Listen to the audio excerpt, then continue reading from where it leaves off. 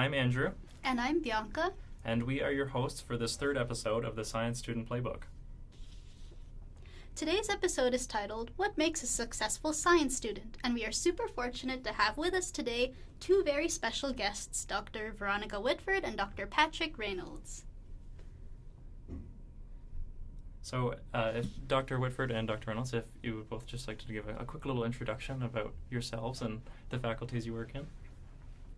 Yeah, okay. Hi, I'm Patrick. I'm a teaching professor in the Math Stats Department in the Faculty of Science. I did a Bachelor of Arts in Math at St. FX, and then I did my grad studies at Queen's in Ontario. I did a postdoc at McGill before coming here to UNB. I came here in 2013, so I've been here for 10 years, and I'm currently on sabbatical. Oh, very nice, very nice. I'm Veronica Whitford. I'm an associate professor and NSERC Canada Research Chair in Cognitive Neuroscience in the Psychology Department, and we are in the Faculty of Arts, although we offer an undergraduate program through both the Faculty of Arts and Faculty of Science. All right, in terms of my background, I did a bachelor's degree in psychology at McGill University, and I did my PhD there as well in experimental psychology. Then I went on and did a postdoctoral fellowship at Western University, and then another postdoctoral fellowship at Harvard and the Massachusetts Institute of Technology. After that, I was a professor of psychology at the University of Texas at El Paso before coming back to Canada at UNB as an NSERC Canada Research Chair. Wow. All right, now you all are familiar with our fabulous guest speakers. Let's get started with the questions. Let's start off with Dr. Reynolds. What are some common traits or habits of your most successful students? Well, I teach math, and I think what you need, what I've seen among my successful students is a sense of persistence and patience and a willingness to learn. I mean, to some extent, to a considerable extent, maybe, like background definitely helps. So if you're looking at successful students in math, having a strong background in your math courses in the past can definitely help if you're measuring success in terms of, getting an A. But I don't always think of success that way. I think success can be measured in terms of how much did you learn from where you started from. And so if you come in with a relatively weak background in math, or maybe not as strong as you'd like, but you're patient with yourself and you're persistent, you can learn and you can grow. Your mathematical ability can grow. Everyone's mathematical ability is capable of growing and expanding. And I think patience and persistence, and just, it's a cliche, but a growth mindset is a huge part of that. Right on. Those are some very thoughtful insights. Thank you very much, Dr. Reynolds. I do agree with that. Persistence is key, especially for the more math-heavy disciplines. For sure. I find they can be sometimes not as intuitive as things like biology. So that's true. Persistence is key. All right. And Dr. Whitford, do you have anything you'd like to add on to that? Yes, I would. I think having an inquisitive mind makes a big difference, going above and beyond what's just taught in the course lecture, linking up with your course instructors, your professors after class, and in office hours to elaborate on what was taught, and maybe making connections with lived experiences. What happens in the real world makes for an excellent student. And I think that we need to think beyond just academics. I think it's important to be well-rounded as undergraduate students and, get involved in extracurricular activities, whether it's being on a sports team or being involved in a club or maybe volunteering for some sort of cause that you're passionate for. I think that strengthens what you bring to UNB and the experience that you'll get out of UNB as well. Perfect. Thank you, Dr. Whitford, for your wise advice. Yes, being well-rounded is also really important, and I feel it also helps you kind of balance everything so you're not focusing too much directly into one topic. So I guess that helps you avoid things like burnout and that kind of thing. It helps you enhance your passions, I suppose. So, next question. do you mind if we start with you this time, Sure, Dr. Whitford? sure. What did you most struggle with as a student, and how did you overcome it? Well, I have to be honest here. The whole undergraduate experience for me was very, very difficult. I'm a first-generation student, and I come from a working class background. Nobody in my family went to university. Nobody in my family really understands what university involves, or even what I do today. It was very difficult, and I was at a big university. I was at McGill, so we were, 600 students in a classroom. I felt like a number. It was very, very difficult to navigate that space. And it was very different back then because there weren't as many supports for students that were struggling with navigating. So luckily, I found somebody who was willing to mentor me and take me under their wing and help me navigate that system, a professor of mine who I ended up doing my honors thesis with, and then my dissertation with them as well. So I'm very grateful for having that person in my life, and also making connections with other students that I met in my classes who knew what they were doing, who, we had overlapping research and academic interests, and I just kind of followed suit with what they were doing. I figured out what I was passionate about and just went forward with that. Well, thank you very much for sharing that part of your story, Dr. Whitford. I think it's relatable for a lot of students, but one thing I think we're fortunate for in UNB is to have a somewhat smaller student-to-faculty ratio, because it does give students more of a chance to connect with their professors, like we're doing right now. Definitely. But how about you, Dr. Reynolds? Is there anything you'd like to share? Any stories of your own? Sure. Imposter syndrome was a big one. It still can be. It's. I think that's a work in progress. I maybe struggled with coming from, at certain points in my career, like in my studies, I was maybe the expression, a big fish in a little pond. I did quite well at certain stages, and that might have did give me kind of an inflated sense of my capabilities and knowledge. And when I went to the next stage, so when I went from high school to undergrad, and when I went from undergrad to grad school, and when I went from grad school to postdoc, each stage there, I was in a bigger environment with really intelligent, really knowledgeable people, and it really shook my confidence.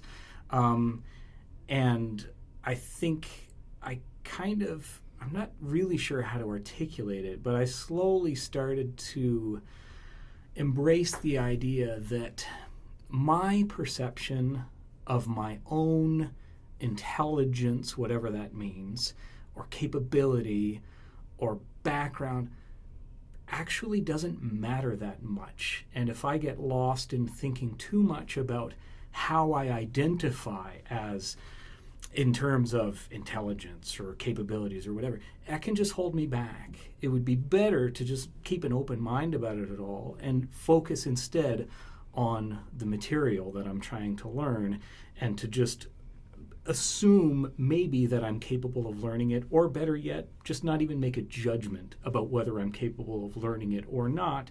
Just take it at face value. Wow, it looks like despite both of the obstacles you both faced and went through, you both overcame them and are very successful in your respective careers today. Your past selves must be quite proud of what you've accomplished.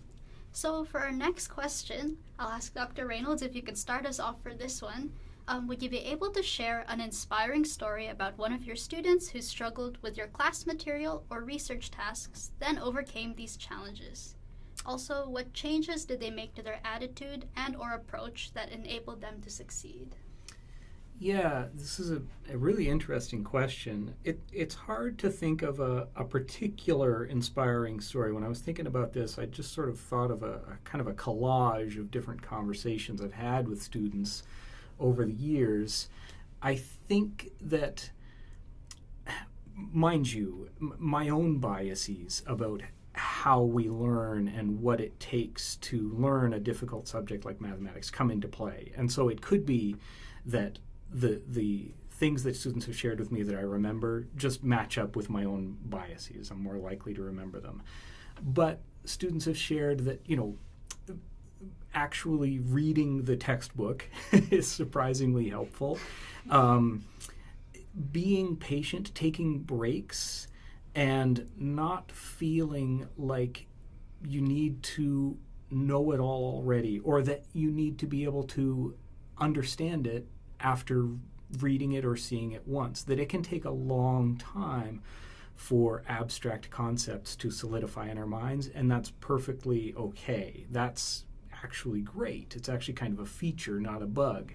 If abstract concepts were easy to learn, I feel like intellectual pursuits wouldn't be as rich and rewarding as they are. So I've had a lot of conversations with students who've kind of shared that sort of insight with me. But again, I might just be latching on to the ones which match my own kind of biases. But basically, it comes back to patience and persistence. Yes, I think that's very true. And as you were saying about difficult topics taking time to solidify, even though like the eager student might want them to understand right away, I can relate to that. I've been a month or two after a course gets over and something clicks, I'm like, oh, that's what that meant. Right, right. That's very true. And Dr. Whitford, is there anything else that you might like to add to that? Well, we call that a eureka moment in psychology, actually. So I echo what Dr. Reynolds said, and I also have a more personal experience. So before coming to UNB, as I mentioned previously, I was a professor at the University of Texas at El Paso, in El Paso, Texas, which is on the border of Texas and Mexico. And I was at an institution that primarily served equity-deserving groups. It was a community servicing university. Most of the students there were first generation from visible minority backgrounds. And I was teaching Introduction to Psychology, which is a big class. It's big here at UNB. It was even bigger over there. And I had one student that was really struggling with the material. They were the first in their family to go to school. They were also there on a scholarship because they were a student athlete. And they were in the process of, losing their scholarship because their grades were so poor. And so the student approached me and came and met with me almost every single day after class to go through the course material. And this ties into what Dr. Reynolds mentioned previously about persistence. The student came, met with me, I drilled them on the material, I gave them study tips that they could apply to different classes, and they went from an F in the class to an A+ in the class. And I remember towards the end of the class I was teaching, and we were wrapping things up.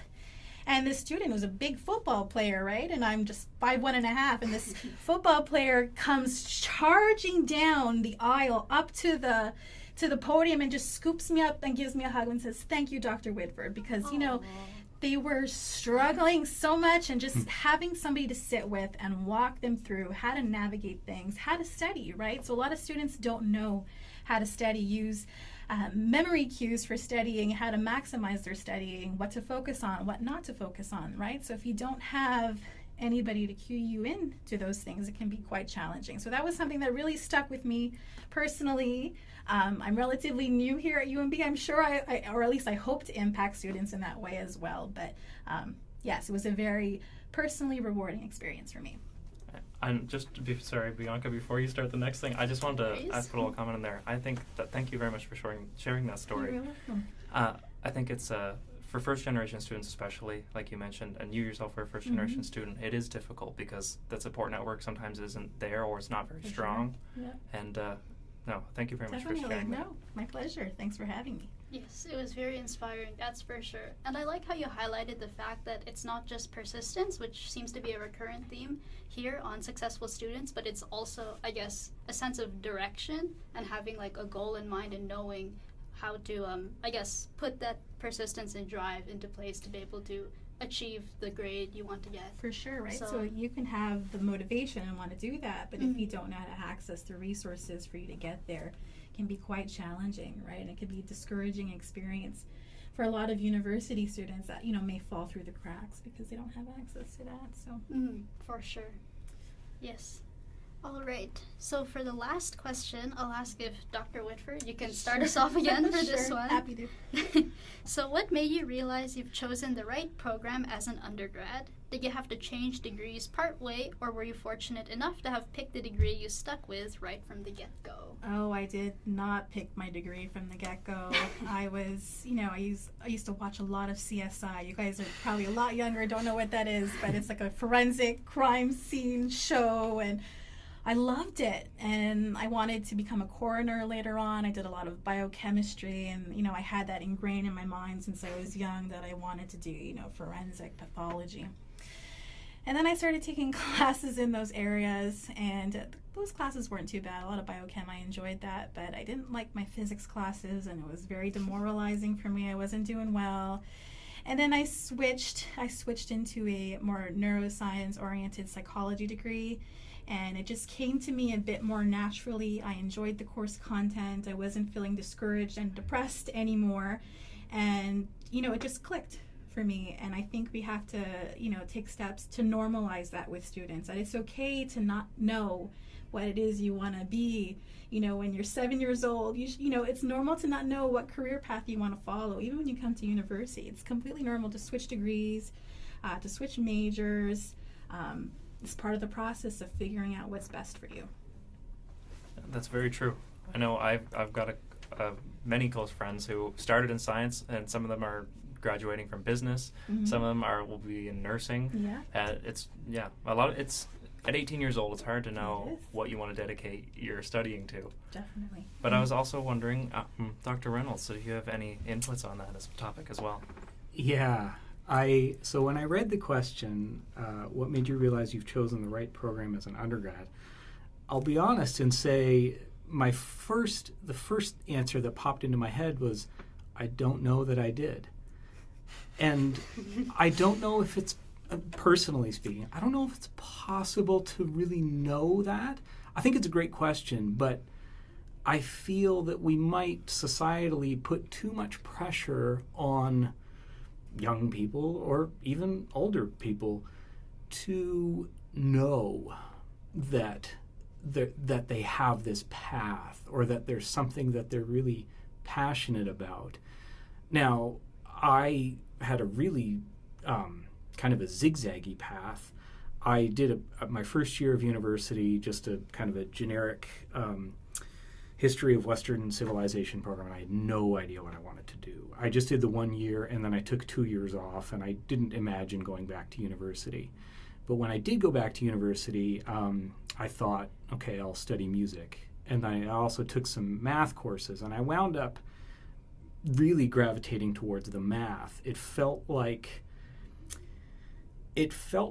my math professors had this kind of access to some kind of secret, beautiful world that mystified me, and I wanted to be able to see. And they really motivated me to study math. And I think that was a little bit of a romantic viewpoint. I don't think that's actually really the case. Math is beautiful and it's amazing, but when you learn it, and it can be beautiful and amazing, but it's not necessarily life-changing. But I did get really jazzed up about math in my undergrad. So I think if you had asked me this question, 10 or 15 years ago, I would have said, it was my math profs, and it was amazing, and it was wonderful. I got really, really into it. But things change. Life has a way of kind of taking little twists and turns. And now, I've been teaching. I've been teaching for a while. I've been here at UNB for 10 years. And I really like my job. I really like the academic path. I'm glad I did it. It was really bumpy at times. And at the risk of, awkwardly oversharing anything, it took a toll on my mental health at times. So it definitely wasn't all rosy, but it's afforded me to be in a really privileged position today. I have a really good job. I'm really grateful for it, and I get to teach a subject that is really fascinating and really deep. But I think, I know I'm going on too long. I'll wrap up here quickly. I think the idea of finding something you're passionate about, I feel like that maybe can be maybe too much to hope for, maybe even harmful for some people. What I think about is, can you find something that you find some meaning in, where you can have more good days than bad, more good weeks, more good months than bad, and that contributes meaningfully to the world in a way that's meaningful to you, contributes to the world in a way that's meaningful to you. That's what I feel I've found with this career. And that can come from anything. Sorry for the rant. Yeah. That's okay. Thank you very much. Yeah, that's an interesting viewpoint, actually. I think somewhat at my point of the degree, when people ask me, are you happy with biology? And do you think like you picked the perfect degree for yourself?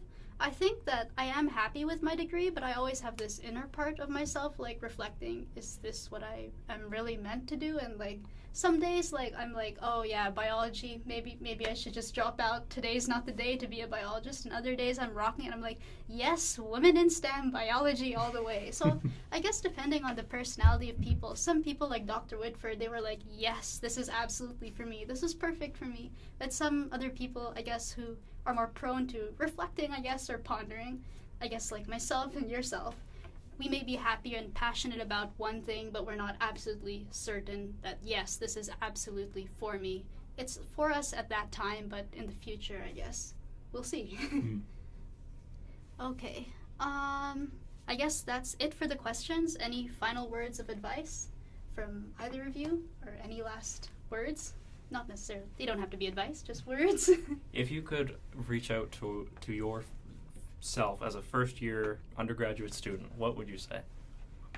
Reach out to your professors, reach out to your academic advisors, study hard, but also make time for your own mental health and activities that aren't, just academic related, right? You need to unplug a bit. It's not a sprint, it's a marathon. And these are good habits to develop in undergrad in the event that you want to continue on in graduate school, because that's a whole other beast in terms of, demands and pressures it places on students. We know that a lot of grad students struggle with mental health issues because it's such a demanding program. So developing healthy work-life balance habits in undergrad is good, although here I am saying that as a professor who has a very unhealthy work-life balance, right? But try to strive for that. Yeah, one of my favorite quotes, and I don't know who said it. I just heard it was an interview with it was like a chef, celebrity chef on the radio one day. And he said, people routinely overestimate what they can accomplish in the short term and underestimate what they can accomplish in the long term. And I've found that to be so true. And it doesn't matter what you define as short or long term. I will routinely overestimate what I think I can get done in a day, or if I plan a week or if I plan a month, I'll overestimate. But then when I look back at a period of a few months or of a few years, I realize, I actually did do a lot. And I think it's important to keep that in mind. Non-judgment is key when you're tackling a difficult endeavor like academic studies. Try not to be so judgmental of how hard something is, or how much you know, or how far along you are, I would say to myself, just chill and don't overthink it. Yes. Oh, thank you very much for those final words. That's very insightful, but also very just open and honest, because I relate to both of that. Everyone, like you were saying, Dr. Whitford, it's important to have something that's not academically related. It's something that you just enjoy. Mm-hmm. Have some people that may be working out or reading or anything, really. Mm-hmm. But then also, too, just knowing that everyone goes at their own pace. Kind of like getting into what you were saying, Dr. Reynolds, about we overestimate how much we get done in the short term and underestimate in the long term. That's very true. Mm. And when you were explaining that, I was thinking on my own experiences and stories. But no, that's everything we have for today, and it turned into a very insightful conversation and discussion. So thank you very much, Dr. Reynolds and Dr. Whitford, for joining us today. Thank you. This has been the third episode of the Science Student Playbook, and thank you, listeners, for tuning in this time, and keep your ear out for episode 4.